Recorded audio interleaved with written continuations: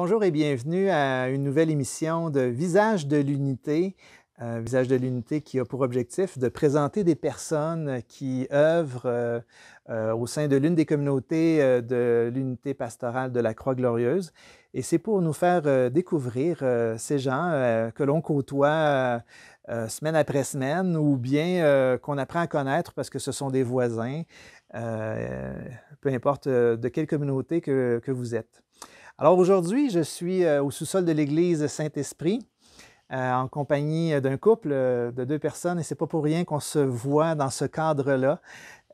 C'est parce qu'ils sont à l'origine d'un gros projet qui a pris forme à Saint-Esprit, bien sûr, la méga vente de garage.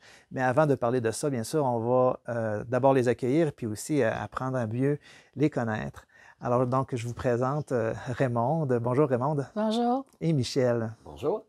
Donc, vous êtes un couple, bien sûr. Je pense que vous êtes un couple d'expérience aussi. Vous êtes mariés depuis quand? Ça fait 47 ans.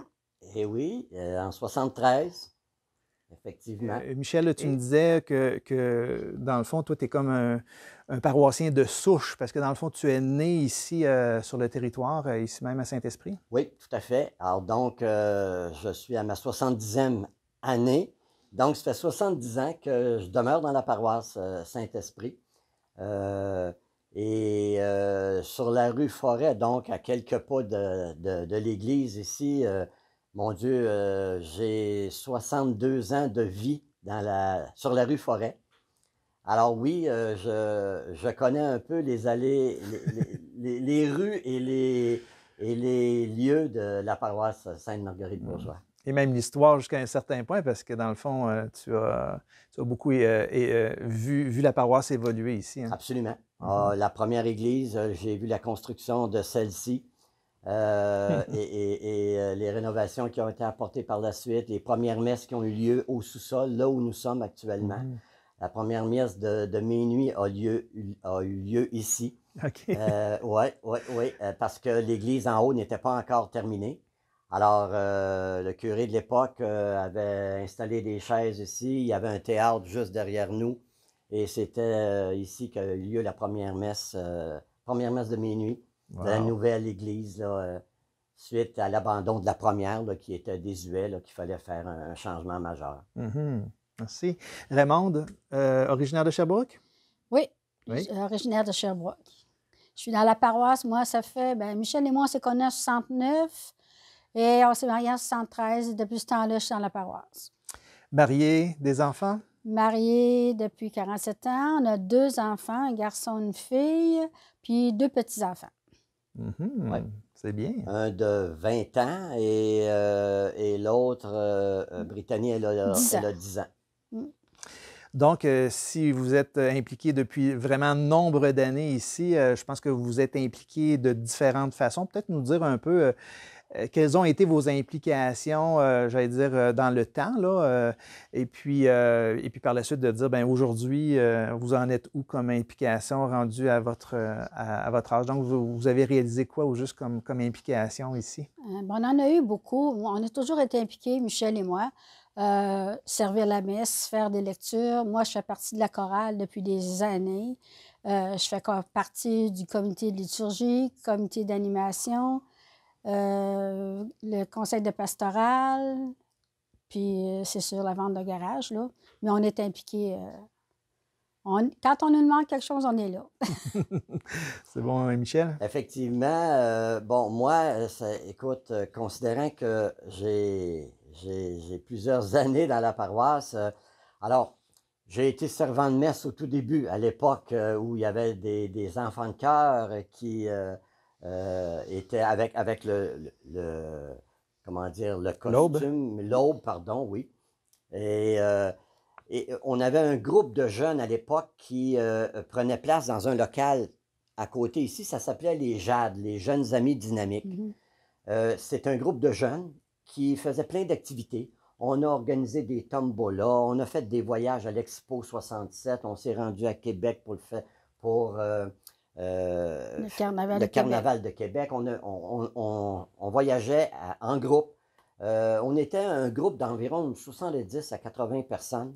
Et à tous les samedis, il y avait des activités supervisées par les parents ici au sous-sol. Bon, et par la suite, bon, je me suis impliqué dans différents comités, comité de pastoral, également comme marguillier. J'ai été plusieurs années. Là, je suis revenu comme marguillier dernièrement, là, suite à un poste qui était vacant. Et bien sûr, des lectures. Servir des messes. Oui, servir les messes, tout à fait. Donc, on a fait plusieurs. On est toujours présent quand vient le temps d'avoir un besoin quelconque.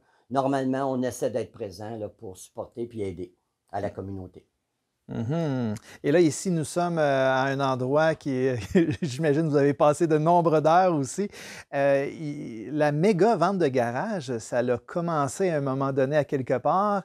Peut-être nous parler justement de ce grand projet qui réunit quand même aussi de nombreux bénévoles. Ça a débuté comment, ce projet-là? Ça n'a pas été méga au début, j'imagine? Non, non, pas tout à Ce fait. grand projet-là, il a commencé à prendre forme quand on a fait une réunion, à un moment donné, le prêtre de la paroisse a fait une réunion paroissiale disant qu'on était dans la paroisse en déficit, si tu veux, puis des problèmes d'argent. À un moment donné, là, il demandait le pouls des gens, qu'est-ce qu'on pourrait faire. Puis à ce moment-là, moi, je me disais, on ne peut pas laisser tomber ça. J'ai dit, bien, on pourrait faire des ventes de garage, on pourrait faire des repas bénéfices comme le dîner spaghetti, le souper des fêtes. On pourrait faire des ventes de garage, des bingo, mais faut faire quelque chose. Et puis le monde a embarqué tranquillement comme ça. C'est sûr que la première année, c'était pas méga comme ça, là. Écoute, c'était petit, puis on n'avait pas les locaux tout le tour. Mais ça fait 17 ans qu'elle fonctionne, puis ça grossit de plus en plus à chaque année. 17 ans comme Ouais, ça. Oui. ça va être notre 17e année. Cependant, on se croise les doigts parce qu'on ne sait pas ce qui va arriver. Mais ce serait notre 17e année. Ouais. Et bien sûr, si je continue, c'est ce que Raymond a mentionné tantôt. Donc, l'appel du curé à l'époque a demandé aux gens, aux paroissiens, de se responsabiliser. Et c'est de là, comme Raymond l'a mentionné tantôt, qu'on a organisé des dîners spaghettis, des soupers des fêtes, des rencontres de bénévoles, etc., pour souligner puis pour participer dans la communauté, emmener les gens à se côtoyer davantage, à participer avec ce qu'ils peuvent, avec ce qu'ils ont comme talent, hein? oui, Ouais, voilà, c'est ça. comme talent, c'est bon. Possibilité, ouais, ouais. Parfait. Et on est arrivé à faire une première année de vente de garage. Écoute, on a fait ça sur une période une fin de semaine. Le samedi et le dimanche. Ça a été notre première année. On a fait samedi-dimanche. Ça s'est arrêté là. On a réussi à ramasser un montant minime, là, mais quand même, on était quand même très heureux de ce montant-là parce que se disait, ben coudonc, on a mis un petit peu d'énergie à la préparation et ça a donné des résultats intéressants. Suite à cette première année, alors, on prenait tout le matériel qui nous restait, on envoyait ça dans un local et on attendait l'année suivante. La deuxième année, on s'est dit, tiens, on va ouvrir sur 2 fins de semaine. Alors, un samedi et un dimanche. 2 semaines plus tard, un samedi et un dimanche, le temps de replacer puis remettre d'autres matériels. Et encore là, les succès ont été intéressants, très intéressants. Tellement que là, on a dit, on va rajouter un vendredi soir. Alors, on s'est mis à ouvrir le vendredi soir, le samedi toute la journée, le dimanche toute la journée. Encore là, sur 2 fins de semaine, séparées par une semaine, le temps de replacer encore une fois. Et on a fait ça durant 14 années consécutives. Rendu à la 15e année, on s'est dit, ouais, on met un énorme temps à monter, à préparer, à installer. Après ça, défaire, puis réemballer les choses, puis les ranger, là. On s'est dit, il y a une énergie fou qu'on met là-dessus. Qu'est-ce que ce serait l'idée de garder ça en permanence? Et de là, on a eu les autorisations voulues. Et c'est de là qu'on a décidé, depuis 2 ans, d'ouvrir à tous les premiers vendredis du mois à partir du mois de mai jusqu'au mois de décembre. Et les samedis. Alors, premier vendredi soir du mois et le samedi jusqu'à 4 heures, c'est ça. Et là, depuis 2 ans, on se rend compte qu'il y a un emballement de la population. Les gens, on en a des réguliers qui viennent constater les nouveautés, etc. Il y a vraiment un engouement tellement que... les gens ont besoin. Oh oui, puis on rend service à plein de personnes. Je vais vous donner un exemple. Il y a une année, un étudiant qui décidait de partir en logement sans avoir absolument rien. Et donc, ne sachant pas qu'il y avait une vente au sous-sol, il a vu l'écriteau à l'extérieur, il s'est dit, je vais rentrer, je vais aller voir. Et à sa grande surprise, il a dit, on a de tout ici. Alors, il s'est acheté un set de cuisine, il s'est acheté un set de salon, il s'est acheté un mobilier de chambre. Un mobilier de chambre à coucher, laveuse, sécheuse, frigidaire, poêle de mémoire, là, et il s'en est sorti pour à peu près 350$. Il n'en revenait pas. Il dit, ça se peut pas. Il dit, je ne sais pas comment se fait-il que j'ai eu l'idée de descendre en bas parce qu'il dit, moi, les ventes de garage, c'est rien qui m'intéresse. Mais il dit, vous avez du beau, du propre, et c'est très bien installé. Donc, ça a été pour lui, là, ça c'est un exemple parmi des milliers, beaucoup de personnes en difficulté financière, beaucoup d'immigrants qui viennent nous voir parce qu'en quelque part, on a des choses quand même à très bas prix. Mais les immigrants, ils arrivent ici, ils n'ont rien, absolument rien. Donc, on a des fois Sœur Jeanne d'Arc de la paroisse qui nous dit, bon, là, j'ai des immigrants, ils arrivent ici, ils n'ont rien. Ben, fait ils les amènent ici, puis ils choisissent des choses, puis ils trouvent les 3/4 du temps pas mal, tout ce qu'ils ont trouvé ici. Ça leur rend service. On aurait l'impression que c'est pas juste une question d'argent, c'est une question de rendre service aussi. C'est un peu comme une pastorale sociale par la bande, que vous réalisez, l'entraide, puis d'aider les gens dans le besoin. Oui. Et puis ici, en tout cas, moi, j'allais rajouter qu'on a beaucoup de bénévoles. Hein, puis la fraternité qui se vit en bas, là, ici, là, ça n'a pas de bon sens. Il y a de la chaleur humaine, la fraternité, les gens sont accueillis, les gens sont contents de nous voir. Il y a des gens qui viennent depuis le début, là. C'est rendu des amis pour nous autres, puis eux autres aussi, la même chose. Puis avec les bénévoles, là, on crée des liens là, vraiment vraiment forts. En fait, on ne vient pas ici pour travailler. On vient ici pour s'amuser. On vient ici pour partager. On vient ici pour côtoyer de nouvelles figures qu'on ne connaissait pas, qui sont de la paroisse, qui sont de la paroisse Sainte-Marguerite-Bourgeois. Et là, on apprend plein de choses, on rit, on s'amuse, tout en travaillant, bien sûr. Alors, ça rend ça beaucoup plus facile quand vient le temps de la vente, parce que lors de l'ouverture, à chaque début de mois, le premier vendredi soir du mois, encore une fois, on retrouve facilement 150 à 250 personnes qui attendent pour entrer. Alors, ça nous prend du personnel. On est au-delà de 60 personnes qui s'impliquent au sous-sol lors de nos ventes respectives. Et ce sont tous des personnes d'un certain âge ou d'un âge avancé. Donc, ce sont des gens qui, des fois, chez eux, trouvent le temps un peu plus long, mais en venant ici, nouvelle figure, rencontre des amis, partage, prépare. Ça fait l'utile à l'agréable, dans le fond.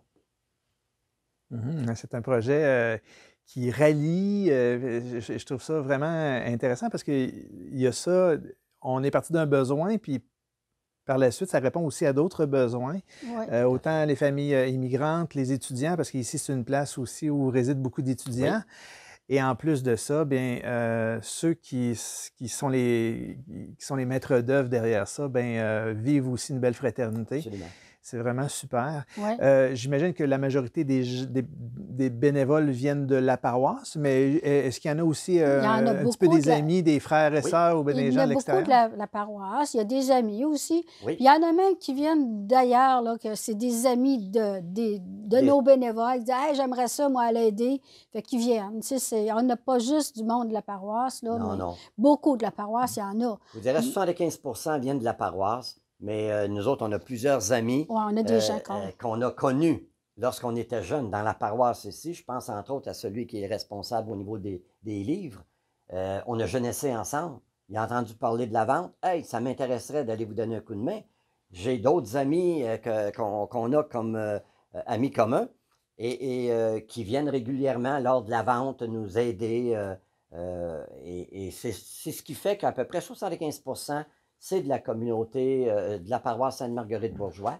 Les autres 25%, c'est un peu partout en ville ici là, qui viennent nous supporter. Grosso modo, si on parle de l'édition 2019, parce que 2020, bon, on est dedans puis on est un peu bouleversé. Mais en 2019, on parle d'à peu près combien de personnes bénévoles, grosso modo, là, qui a œuvré autour je dirais de une ça? soixantaine. Ah, facile. Soixantaine ou des fois plus. Le vendredi, des fois, on est 60, là.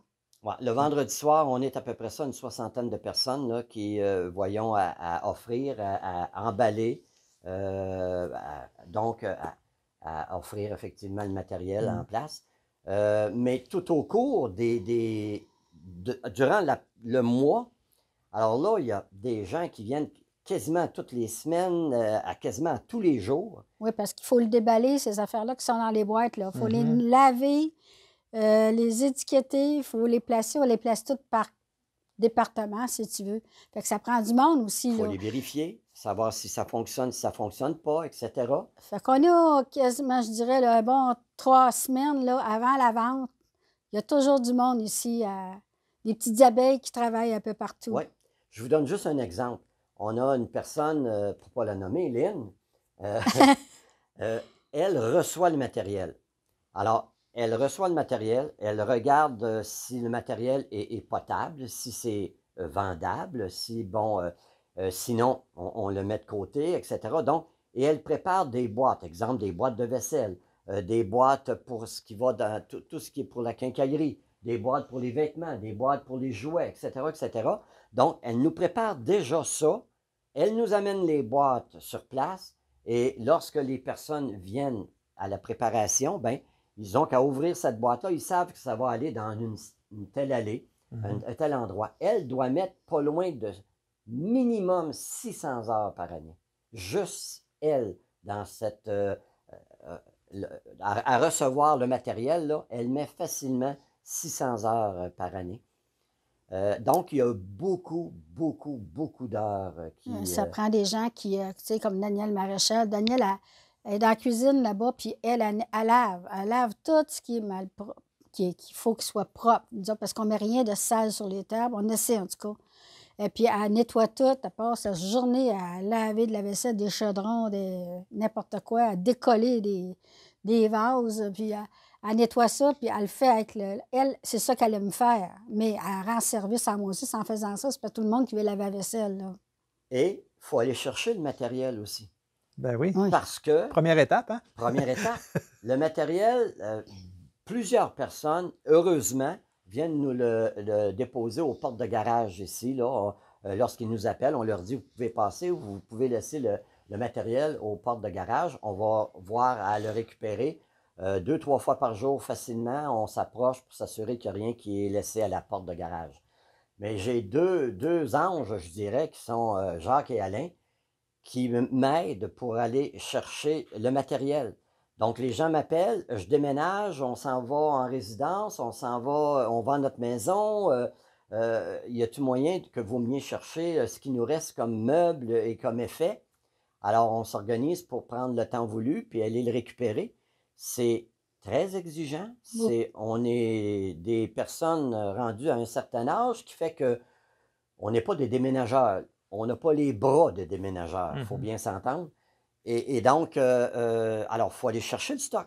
Mais par la suite, une fois que le matériel est vendu, je pense entre autres au niveau des meubles, des divans, des électros, etc., bien là, les gens disent, pouvez-vous venir nous le livrer?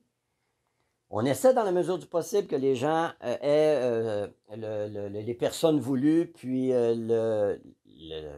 les voitures voulues pour transporter le matériel, mais il arrive qu'on doit le livrer.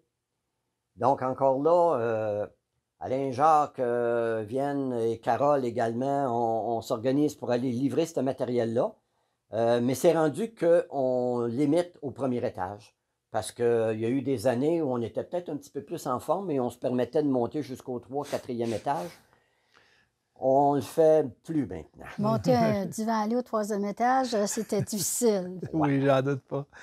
Alors, si je comprends bien aussi, ben, par rapport aux bénévoles, j'imagine que ceux et celles qui nous regardent, qui nous écoutent, puis peut-être qui sont pas mal plus jeunes ou plus en forme, pourraient peut-être aussi s'adresser à vous pour dire, ben, je serais peut-être prêt à venir donner un coup de main, soit pour aller chercher du matériel ou bien pour en livrer le jour où est-ce que c'est ouvert, ou bien peut-être venir prêter main forte. Alors, Absolument. est-ce qu'on vous contacte à ce moment-là, c'est On ça? en demande toujours des bénévoles, il y en a toujours besoin. On a mis même des petites feuilles un peu partout, ceux qui veulent s'impliquer. Mhm. Téléphone chez nous. Hein? Oui, oui, oui. Ouais. On leur demande de nous contacter, puis aucun problème, on va les accueillir les bras ouverts, absolument. Puis pour apporter aussi du matériel, si je comprends Oui. bien aussi, bien Oui. sûr. Oui, oui, oui. On va d'ailleurs laisser les coordonnées là, sur l'écran présentement, fait que Parfait. les gens vont pouvoir vous contacter là, sans problème. Excellent. Peut-être, je vous lance comme question, c'était quoi les défis rencontrés là, durant les 17 ans? C'est sûr que j'imagine qu'il y a une question probablement d'installation ici, là. Je vois que ça a même changé depuis 2-3 ans, là. Il y a eu des tablettes puis tout ça, mais c'est quoi les différents défis que vous avez rencontrés? Bon, un des défis, c'était par l'installation des tablettes, comme tu mentionnes très bien, on a eu à modifier, changer, faire bâtir de nouvelles. Pour que ce soit plus fonctionnel aussi. Voilà, Là. que ce soit fonctionnel. Donc, j'ai plusieurs personnes qui ont mis la main à la pâte, des gens qui sont capables, avec un marteau et des outils, de nous monter là, les différentes étagères là, que vous pouvez voir là, alentour ici. On a eu à défaire des murs, des cloisons, parce que ce que vous voyez ici, on en a d'autres dans les différents locaux. dans d'autres locaux. Les défis, ben écoutez, les défis, ça a été au début de trouver des gens qui voulaient s'impliquer à aménager, à préparer, à monter, à installer. Et une fois que les gens sont venus nous donner un coup de main, ils reviennent parce que l'atmosphère est intéressante, elle est agréable. Donc, c'était un premier défi.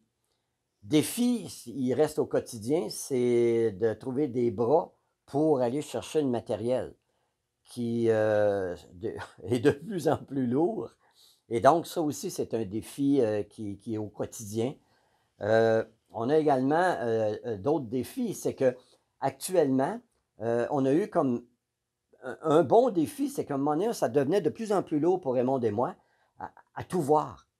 Et donc, on s'est doté de responsables dans chacun des départements. Alors, le tissu, on a quelqu'un. Tout ce qui est quincaillerie, on a un responsable. La vaisselle, on a un responsable. Vêtements, on a des responsables. Les livres, tout ce qui est électrique, etc. Alors, Noël, bref, on a des responsables dans chacun des départements. Donc, ça devient moins lourd à ce moment-là pour nous qui voyons plus à la planification, à la préparation de façon générale. Mais ça, c'est des anges qui viennent régulièrement donner de leur temps pour préparer, pour monter, pour marquer les prix, pour laver, pour s'assurer que tout va être conforme lors des premiers vendredis du mois et samedi matin. Wow! Et tout ça, ben là, on est rendu presque à la mi-année de 2020. Puis là, ben, on a comme, j'imagine, les 2 derniers mois que vous avez vécu, il y a des choses qui vont trotter dans la tête pour que cette vente de garage puisse repartir au plus vite. Bon, parce qu'on ne peut pas vraiment dire qu'est-ce qui va se passer demain matin, mais comment vous entrevoyez une éventuelle réouverture? Ouais. Ça nous trotte dans la tête pas mal. On y pense parce que c'est ça qu'à partir du mois de mars, Michel et moi, là, c'est notre bébé à la vente de garage, puis on prend ça à cœur, puis on se dit qu'est-ce qu'on ferait bien. On savait bien qu'on ne peut pas sortir de la maison, fait que qu'est-ce qu'on fait? On y pense. Tu sais, c'est sûr que si jamais on ouvre, il faut que quelqu'un nous donne la permission d'ouvrir. Ça va prendre des bénévoles avec des masques. Ça va prendre des flèches un peu partout. On ne peut pas rentrer plus qu'un certain nombre de personnes. Ça va prendre du purel. Il faut que les gens aient des masques. Tu sais, c'est tous des points d'interrogation. On va-tu y arriver? On aimerait ça, mais là... Oui, il y a un gros point d'interrogation. On souhaite que le gouvernement donne les possibilités d'avoir des regroupements jusqu'à une concurrence de tant de personnes. Ça nous faciliterait la tâche. Mais c'est évident qu'on ne pourra plus rentrer lors de l'ouverture 100-150 personnes en même temps. Là, ça, c'est mission impossible. Et comme Raymond l'a très bien dit, c'est certain que le personnel vont tous avoir des masques. Du purel, il va en avoir en quantité industrielle ici pour pouvoir se laver les mains puis répondre à la demande. Il est évident qu'il va y avoir une entrée et une sortie qui ne sera pas les mêmes portes pour permettre justement le moins de contact possible. Alors, on est à réfléchir actuellement de la façon qu'on va procéder. Est-ce qu'on va limiter à un certain nombre, exemple 50 personnes, dès qu'il y en a un qui sort, on en fait rentrer d'autres, etc. C'est en développement. D'ailleurs, on va former un petit comité justement pour se permettre de se questionner sur tout ce qui doit être pensé et fait d'ici la prochaine ouverture, parce qu'il est évident que ce ne sera plus comme on faisait auparavant. Un autre défi de plus. Un autre défi, oui. Mais avec la collaboration des bénévoles, avec leur entre-gens puis leur aide au quotidien, je suis persuadé qu'on va y arriver, puis on va trouver un moyen, lorsque le gouvernement nous le permettra, de pouvoir réouvrir, parce qu'on a des téléphones quasiment tous les jours nous demandant « Allez-vous ouvrir? Allez-vous ouvrir? » On attend d'avoir le OK. Puis comme on ne peut pas aller chercher les choses non plus. Les articles, Michel, il ne va pas, là, parce que, tu sais, on fait partie des gens qui sont appelés sages maintenant, hein, donc on ne peut pas aller dans les maisons. Donc, on ne va pas chercher les articles. C'est sûr que le monde peut les apporter. Déjà là, fait que juste de ne pas aller en chercher, c'est déjà... Il y a plusieurs personnes qui s'attendaient, là, ou qui espéraient, suite à des déménagements ou autres, qu'on aille récupérer leurs meubles et leurs gros effets, là, si on peut le mentionner ainsi. Mais on doit reporter ça à une date ultérieure. Oui, puis à un moment donné, vous avez une limite à... Tout à fait. À recevoir. À recevoir si ça ne part pas. Et voilà. Et voilà. Cependant, je dois dire que lorsqu'il y a des gens qui, à l'heure actuelle, et on a eu à répondre à plusieurs personnes qui avaient un besoin spécifique, nous téléphonaient. À ce moment-là, on se déplace avec cette personne-là et elle a la possibilité là, d'acheter ce qu'elle a, le besoin précis. Et non pas pour venir fouiner à gauche ou à droite, mais un besoin précis.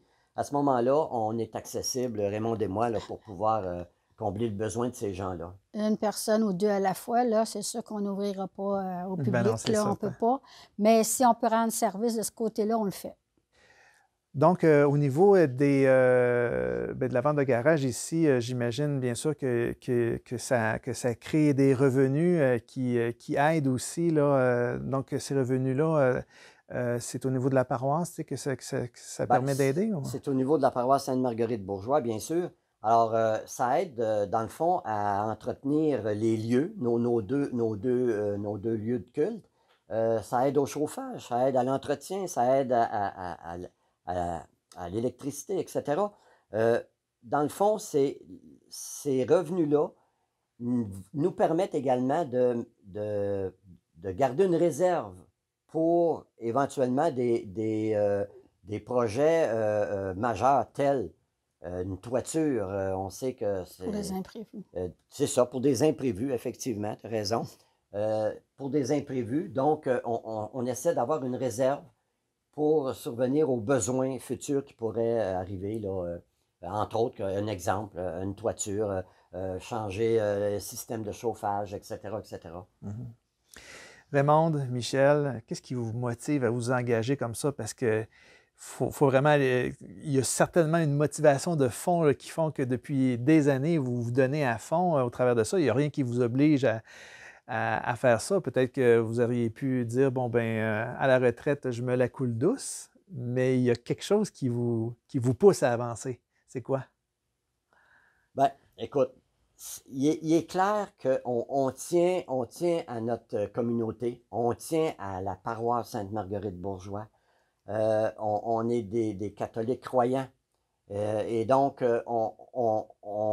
nous, notre mission qu'on s'est donnée, Raymond et moi, c'est d'essayer de partager ce qui nous habite tous les deux, de le faire vivre à d'autres personnes et en plus, dans un contexte amical, dans un contexte joyal, ben, ce qu'on souhaite, c'est qu'à un moment donné, que ces gens-là aussi aient le goût de s'impliquer, de donner un peu de leur temps. Et ce qui est intéressant, c'est que plusieurs de nos bénévoles nous disent après, entre autres les nouveaux, on aime tellement ça venir ici, là.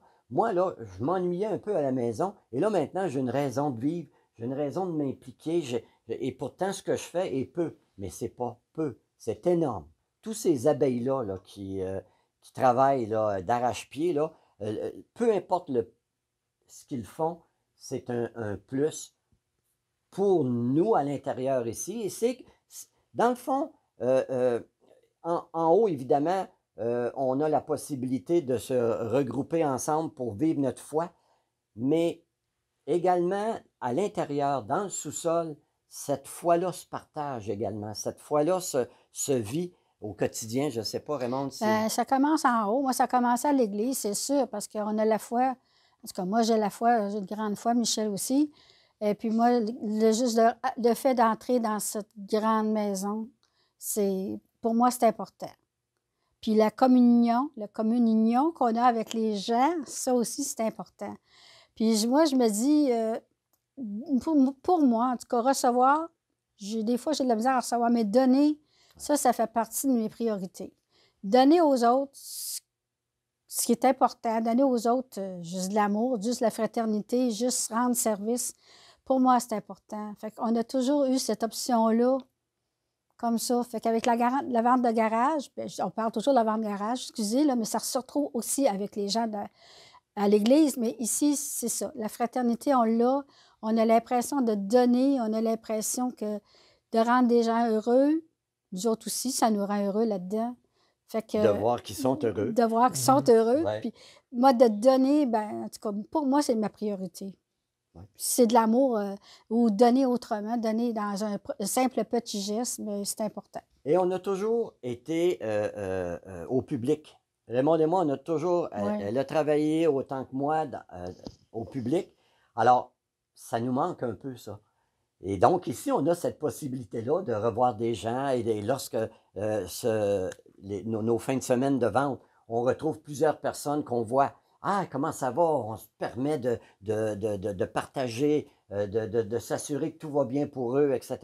Donc, c'est un contact, le contact humain. Le contact humain est énorme. On en vit énormément ici. Au sous-sol, dans l'église et dans notre environnement. Être à l'écoute des autres, c'est bien important pour nous autres. Oui. Mm-hmm. Michel Raymonde, vous qui vivez l'Évangile au quotidien, au travers de ça, alors merci d'être venu nous partager.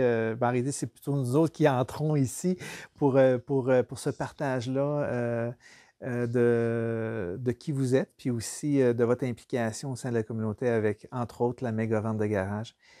Merci. Ça nous a fait plaisir. Alors, c'est ainsi que se conclut ce visage de l'unité et je vous propose simplement d'être à l'écoute puisqu'à chaque semaine, il y aura d'autres visages qui vous seront présentés. À la prochaine.